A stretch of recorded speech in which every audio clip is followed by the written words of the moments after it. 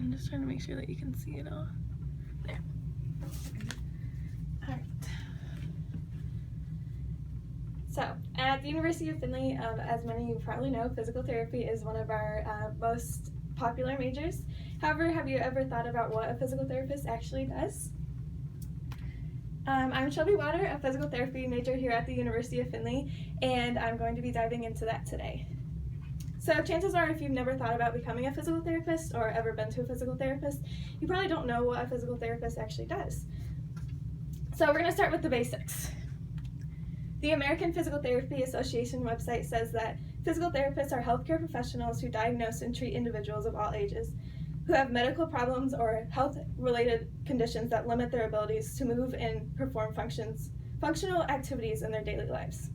Many might come to a physical therapist for a load of different reasons. I personally, in my shadowing, have observed anything from a physical therapist helping someone with an ACL injury to even helping someone cope with their vertigo. A WebMD.com article says that you may have to go to a physical therapist to relieve pain, improve movement or ability, prevent or recover from a sport injury, prevent disability or surgery, rehab after a stroke, accident, injury, or surgery, work on balance to prevent falls, and even more. One may also find physical therapists from anywhere between an inpatient to outpatient, from an inpatient to an outpatient setting to home care, or from anything from pediatrics to geriatrics.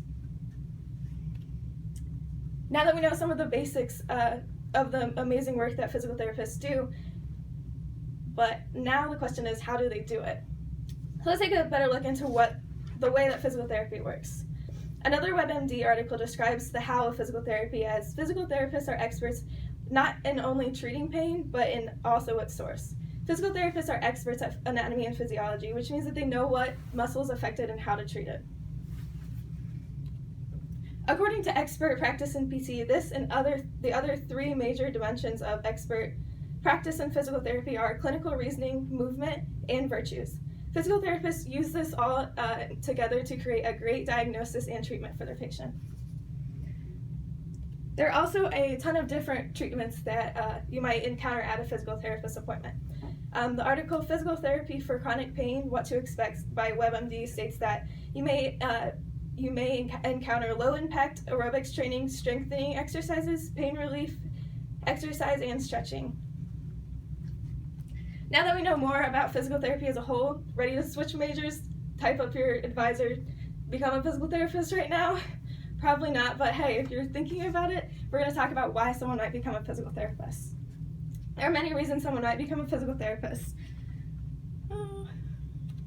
The American Physical Therapy Association website breaks it down into 6 major simplistic ideas. If you want to become a physical therapist, it's probably because you want to make a difference, be a movement expert, enjoy job security, love your job, choose your location, and you could even become an entrepreneur with a physical therapy degree. Personally, I chose physical therapy because I've always wanted to make a difference in someone's life. My major career goal is to make a difference and an impact on someone. I also chose physical therapy because I love the idea of having secure job security. Physical therapy is a forever growing field. You're always going to need physical therapists. Everyone's always going to be getting old, and a physical therapist can help with that for sure. And my final reason for loving physical therapy is obviously the pay. It's just a great added bonus to loving what we do. And it's a great thing we have these because physical therapists do go to school for quite a long time. The average physical therapy school takes around 7 years, 4 years of undergrad and 3 years of graduate, since physical therapy is a doctorate program. However, at the University of Findlay, we're lucky enough to have a 3+2 program. So we do 3 years of undergrad and 3 years of graduate school. As long as you get into the program your junior year. Whatever way you take to get there, it all ends with a great and amazing way to become a physical therapist. One behind. Having the chance to become a part of this awesome field is super exciting, and I can't wait to become a physical therapist. I hope that today I've taught you a little more about physical therapy as a whole.